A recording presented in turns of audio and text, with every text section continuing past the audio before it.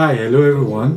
Welcome to this edition of our money series where we discuss money and how you manage it to make it worthy, to make it work for you, to make money work for you. Title today says money. What did your parents say? What did your parents teach you? What did you learn from your parents? I know everybody got somebody up there we can call parents who put us through, guardian, whichever way, somebody above you. So irrespective of your age, whether you're as old as myself or you're younger coming up, we generally, have somebody above us, somebody who's mentored us, somebody we looked up onto, somebody we depended upon. So what did they teach you to prepare you for life? What did they teach you about money to prepare you for life? And how has that helped you, or how have things changed? What and how are you going to move on from there? I'm going to use the reference point today as our Generation Z people. Which means, those will be people between the ages of 10 and 25. And that gives us a nice spectrum to work with, a nice range to actually work with today. Generation Z people at the top of the range will be, if it's 25, they should be at work a year or two. If you're a dentist or a medical doctor, for instance, you should be getting into the workplace and earning your own pay instead of being somebody's charge in school. Essentially, at the top of that age range, people are actively working and earning money. So they are responsible for themselves. Okay? Right underneath there, at the age of 10-ish, you're looking at very young children who are actually actively watching what's going on. They are still impressionable. They are still being taught. They still expect money to come from somewhere. Even if you have investments for them, you still manage it on their behalf. So, and in between, you can see the growing up phase, the growing up sequence. Everybody watching out after each other, watching, what should I be my step? What should I do? When I am taking independence for my actions, what will I be doing? And by the time you are 18-ish, you are actually responsible and signing bank checks on your behalf, on your personal self, on your personal behalf. So you are at that point responsible. So in between 10 and 25, that's a very good age that we're going to be using as our reference, particularly to think of what our parents taught us, or what they should have taught us, or what we as parents should, teach our young kids as they are coming up, to prepare them for the marketplace, to prepare them for life. What must we do? How do we need to have done things right or correctly? What lessons do we need to have learned? And that's where we are going today. That's where we are going today. Everybody, fortunately, in that age range, even if you are 27, you still have opportunity to make corrections. In fact, don't be upset. Don't be too hyper, because even at 65, you still have the opportunity to make corrections. But that's a message for another day, because essentially we know that people are scaling beyond 90s and 100s these days. The gap between 65 and 100 is about 30 years, 25, 30 years right there. It's a lot of time when you are actually not earning heavily, to do things and to make corrections as well. So, but let's use the active generation right now, the very active phase of life, Generation Z. I tell people, they may look, they may have all sorts of labels, marketing labels and demographic labels for Generation Z. But we have all been in that age range, and which is what's important. We have all been in that age range before. We've all have our own maturity issues with adolescence, with post-adolescence, with trying to, get away from the cover of the parents, or people who don't have parents try to struggle on their own to survive, and people who hit jackpots and stuff like that. We've all been in that phase. We have a lot of things coming into the picture and creating confusion and creating challenges for us to move on. So all of these come into why this is a good age to go and look at things, because they are the happening crowd, they are the happening group at this point in time. So everything going on in the marketplace applies to them. Which brings me to the prediction of the Economist, which says, oh, it's a pity this Generation Z people have a problem in their hands that no other generations before them ever had. That the average growth rate, economic growth rate of their money, the average growth interest rate that they can expect for all their investments, however big, however mild, you may be the son of Elon Musk, it doesn't matter. You may be the son of the poorest church rats, as they call it, as they used to say. It doesn't matter. For all your struggle or your investments, you should not expect more than 2%. Meanwhile, people before you, the lowest they could have in terms of growth on their investment was 5%. That was bottom for them. Everybody before Generation Z. But because of the issues of that's been happening with all this transition to green energy, green lifestyle, and the pandemic that we all went through, which burst many things, and the projections for the future, the chances of growth of your investments are just only 2%. If you don't do something. And that is where we are. We cannot just allow the mainstream or just follow it as it's going. It looks like everything is nice. You get that job, you get that nice house, or you hide in your parents' house and you think you're saving a lot of money. With all of it, you can only grow 2%. Will that 2% be enough when it's time to retire? And that is the relevant point. Would you be rich? Would you be rich? Everybody now knows that money is very important, right? Particularly at old age. It's very important because, somebody who is getting to 89, which most of us are now have the opportunity of making, you can't be strong enough. You need to be taken care of by people, some nurses coming in, and all of the other. Those things can be very costly, and you need to be wealthy enough or have enough money to pay for those services, and that's where we are going.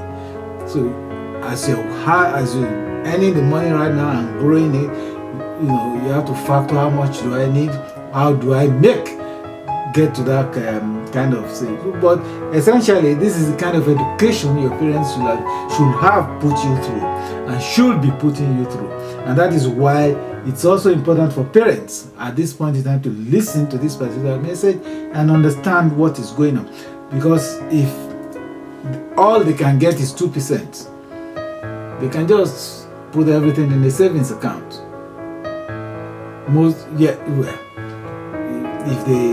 These are technology savvy people, so if they can actually fire it into, there are actually banks that give 1% interest rate, and you'll be safe, you'll be happy. You don't need all those 401ks and all of that, and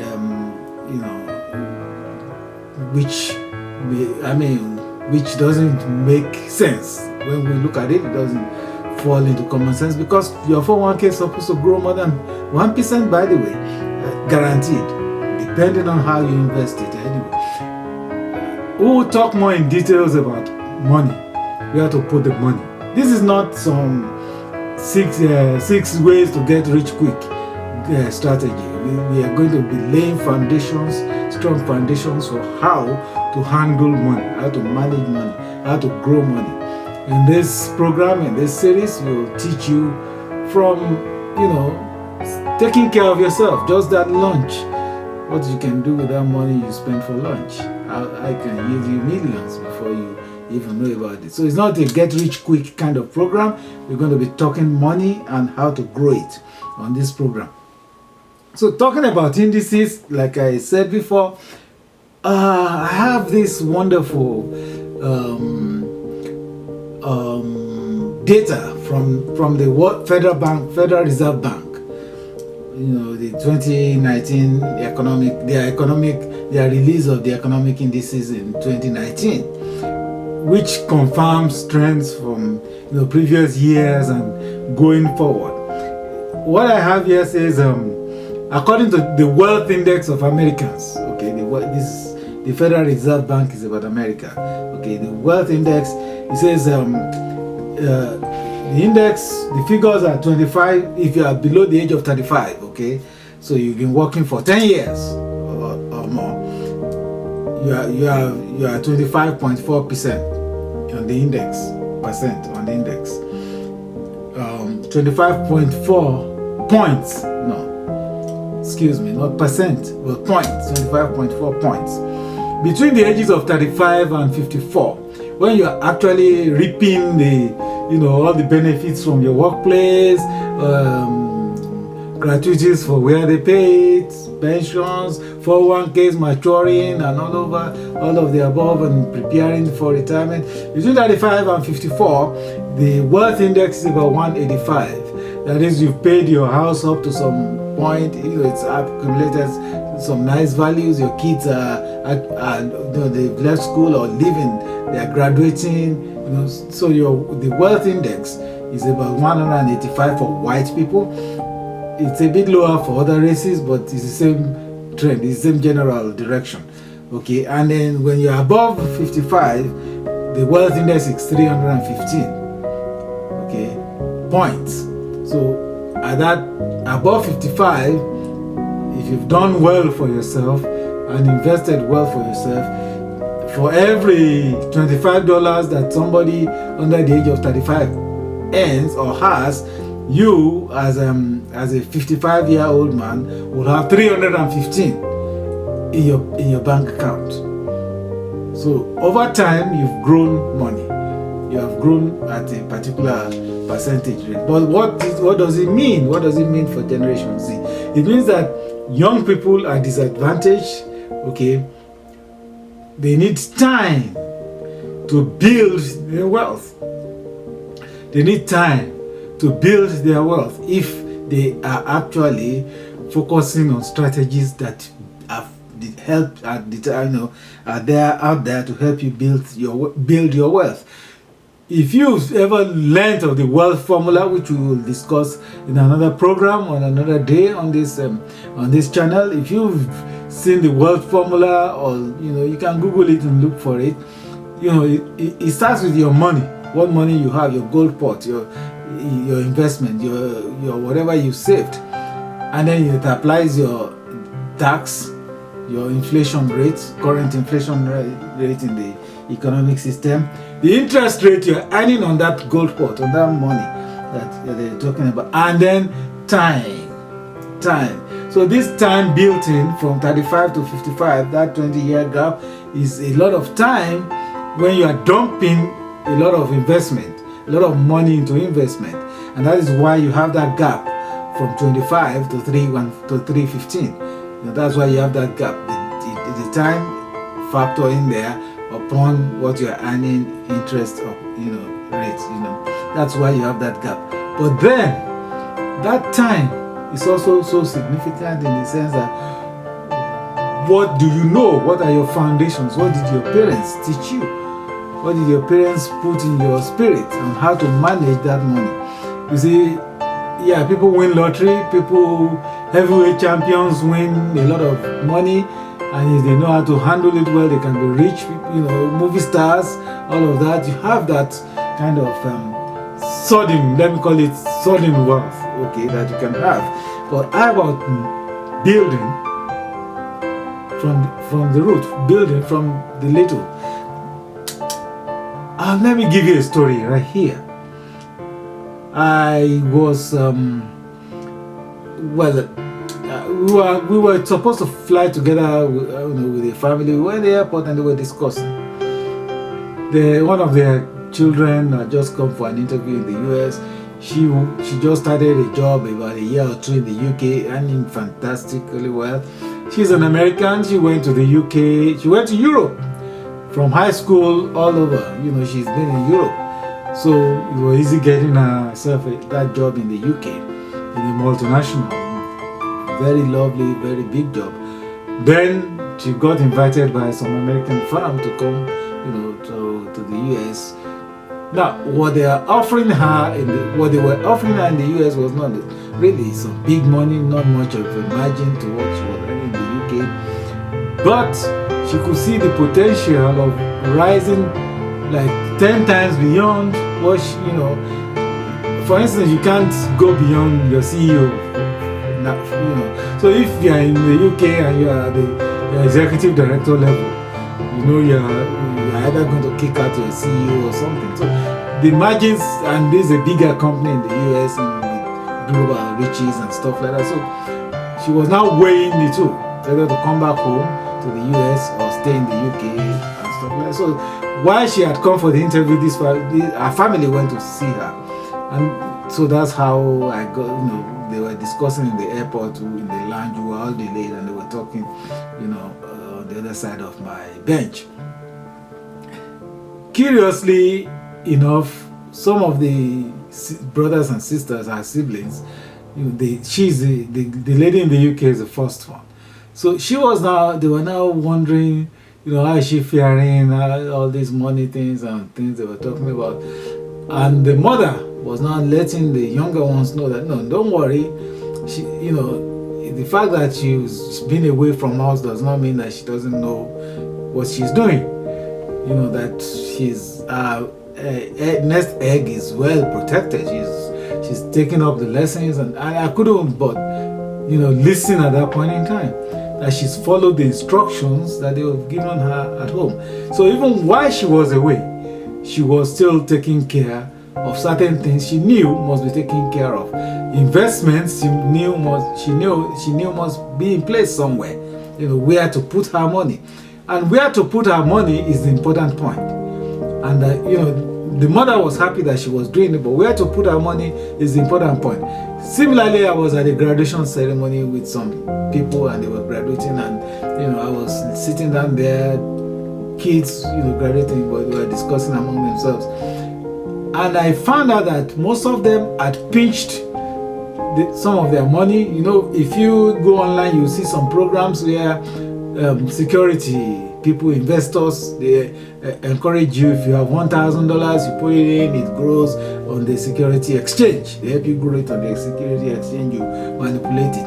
Some of them will have been smart to have as much as $40,000 in their account on graduation day. Some didn't have that much. But it occurred to me, that was the skill of who had more, was about who knew how to manipulate and how much time they spent on the internet manipulating and moving their indices around. But then, what were they planning to happen next to that money that they've made? And I could overhear them saying, most of them agreed that they were going to move it into their 401k once they get a job. To me, that was a big error. A big error in the sense that they did not have the good knowledge of how the financial industry works. Yes, it will grow, almost certainly grow in the 401k, but it's going to get stuck, and it's not going to give them the kind of leverage that they need in the marketplace. And this is where parents, and this is where the foundations come in.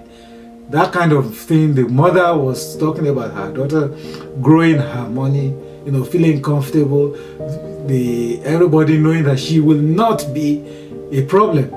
She's not even a financial problem to herself, not to talk of the family. She will not be a problem to anybody. And this is where what parents say become very important. So, and parents also need to understand money before they can say the right things to people. Like in my own case, my mother knew that people need to be educated about money. Children need to be educated about money. She didn't go to school, so it was left to my father. My father, all he knew was that you have to train your kids so that they don't spend everything they earn. They have to learn to put some things in the savings account, in some savings. And that was all he could advise. That was all he could do. But if you go and look at it today, with benefit of hindsight, I can tell you that if you put your money in in a savings account, the highest interest you get from it in the US is 1%. Anywhere in the world, anyway, is 1%. There are places you get 11%, but you need to look at the inflation rate in those countries too. Okay, the highest you get is 1% from your savings account. If you have a credit card, which they will encourage you to have, with the fantastic credit rating, the lowest you can get is about 13%. So the same amount of money, if you, I don't care how many times you use it, pay it and keep up to date. For instance, to get 13%, you must be, keeping up to date with your credit card. For any slight thing, you are paying 13%. But the money you invest for them to run the credit card, they give you 1%. If you have not looked at it that way, you need to go look at it carefully. There is nothing we are going to discuss here that is not on the website of most banks. They have a small tab right there in their food section, called financial education. You may have 20 hours of lecture, but all these things are there. So even if you want to go and fight them or accuse them of anything, they will point it to you that we provided all the information to you. They are legally covered. So if you check your bank account, I'm sure the savings interest rate is very likely to be less than 1%. For many, it's 0.00%. On this program, we will teach you how to find where to, the proper places to put your money. But that is what is important. What did your parents teach you? Parents teach you? Did they know what to even teach you about money? I know most parents teach their children about their future and about money, one way or the other. But what did they teach you? And how valuable is that for you in building that kind of wealth that will sustain you when that time comes? The other problem with Generation Z, or that age range of 10 to 25, is that you think you have time. You heard me talk about time growing the money now. If you didn't put the money, if you didn't put a penny in there, there's nothing to grow. And the earlier you start, the cheaper it is. What $10 will do at age 25, you may need up to 1,000 to kick it off at age 65. It's that wide margin. Is that, and that's why that is very important. So in essence, what have I said? You need to start early. You need to know where to put your money. Definitely a bank savings account is not where to grow your money. You are not growing any money, because when you look at the wealth formula and you look at the inflation rates there, okay, if your interest rates from your bank or from your investment or from your security exchange, from wherever, is not giving you money above the inflationary rate. For instance, right now the inflation rate in the US is 7.5%. If your earning is not above 7.5%, that money is not growing. It's not growing to meet your needs, to increase. You are investing because you want to increase your wealth base. A millionaire wants to become a billionaire. Somebody who has $1,000 in his account wants to have $1 million. That is growth. But if you are not beating the inflation rate, you are not growing. So what did you learn, or what are you teaching your children? Or have you ever thought about how to beat the rate of inflation? That is the key to making money. That is the key to making your money count, to making your money turn into wealth for you. I hope we'll take it, we don't want to prolong it too much. We're just going to, enjoy it there today, get the message, and then we'll take it further next time. Thank you. Once again, my name is Noah Omoluabi. I'm a financial professional.